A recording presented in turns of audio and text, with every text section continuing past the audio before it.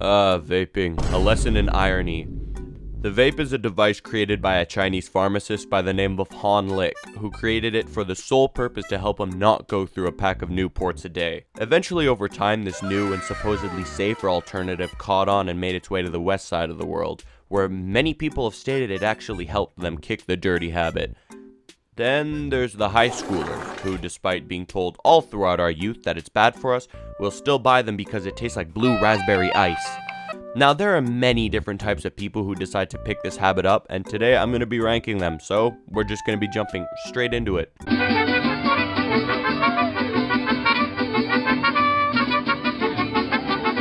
The first dude we're going to be talking about is going to be the Fiend. Okay, now this guy, no matter what, will pester you every single day of the week.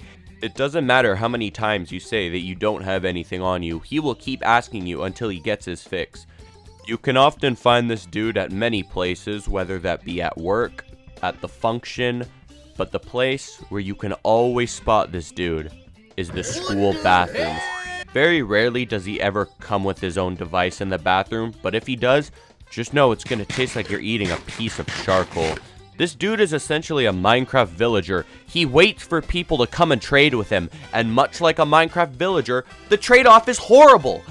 Because you just know that thing has been sitting in his backpack for the past 7 months. This dude says he can quit whenever he wants and that he's truly not addicted. But when it really comes down to it, after saying such a bold statement, you can find him in the bathroom within the next 24 hours. Overall rating 3 out of 10.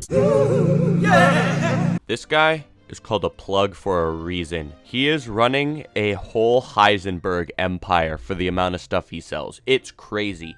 You need something? He's got you almost 100% of the time.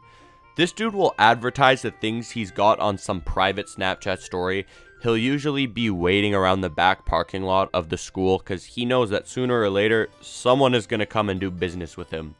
A lot of the times this guy doesn't even have an older sibling or parents that would go and get stuff for him, so it was always a mystery on where this kid would get his stock.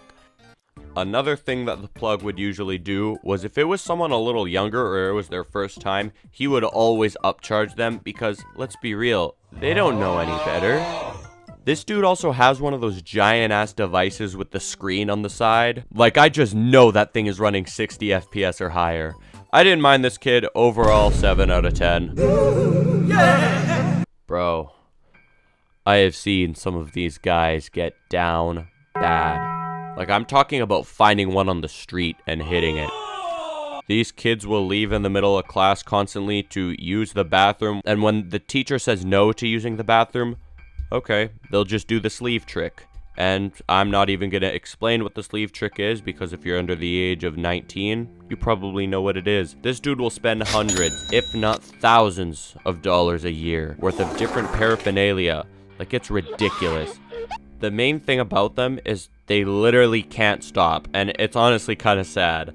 I had this one girl in my high school who would always be puffing like crazy, and eventually it did get to her.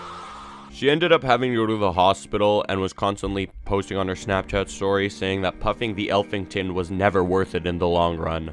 She was preaching the fact that everyone needs to quit. Eventually, she got out of the hospital, and not even a week later, you know what happened? She met up with the plug and got more. Bro, now that is a whole other level of desperation. I can't even really be mad. I just feel bad at this point. 4 out of 10. This dude is annoying. Every time he sees someone puffing on a pack of Marlboro Reds, you just know he's gonna go on a long tangent about how bad it is for them. Can you believe that? Have you no idea the serious long-term effects that can cause on one's body? Truly, it is not worth it in the end. You are aware that scientists don't even know the long-term effects of the vice you're hitting, right? Well, at least it's not turning my lungs into charcoal. You can go on and talk about how bad smoking is, but the hard truth, vaping isn't any better. Bro, I dare you to properly read and pronunciate half of these ingredients. This same dude is also meat-riding the fact that although other people get sick, he won't because he's somehow invincible. If I had a nickel for the amount of times people have said that and did end up getting sick, I'd have 2 nickels. which isn't a lot, but it's weird that it happened twice, right? With that being said, I understand that right now you're young and you think you're indestructible, but the hard truth is, you're not. You don't think bad things can happen to you until it does. So do your body a favor and begin to take it easy, doing it only at parties or social events. Better yet, just throw it out on the street like James usually does after buying one and regretting it. Anyways, thank you guys all so much for watching. If I missed any, please let me know down in the comments. I'll make a part 2. Thank you so much for 20,000 subscribers. That is crazy. I love you guys all so much. Thank you.